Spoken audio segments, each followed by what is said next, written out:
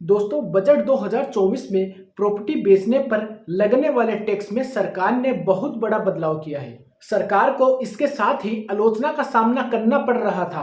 तो सरकार ने long term capital gain tax में राहत देने का ऐलान किया है। हमारी वित्त मंत्री निर्मला सीतारमण जी ने long term capital gain tax को 20% से घटाकर 12.5% कर दिया था।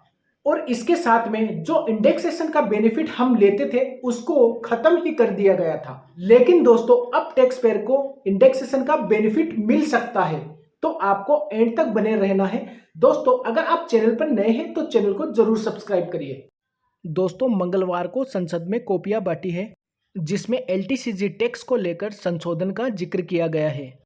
इसमें कहा गया है कि long term capital gain tax में अब दो विकल्प दिए जाएंगे, 20% और 12%।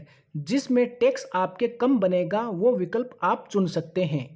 दोस्तों अगर कोई टैक्स पेयर इंडेक्सेशन बेनिफिट चाहता है तो उसको 20% लॉन्ग टर्म कैपिटल गेन को चुकाना होगा, और कोई बेनिफिट नहीं लेना चाहता इंडेक्सेशन पर तो उसको 12.5% long term capital gain tax चुकाना होगा।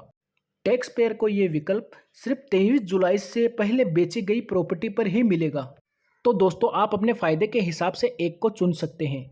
बजट 2024 में प्रॉपर्टी बेचने पर लगने वाले टैक्स में बड़ा बदलाव किया गया था, जिससे विवाद भी बढ़ गया था। सरकार ने क्या किया था कि long term capital gain tax 20% लगता था, उसको घटाकर 12.5% कर दिया गया था।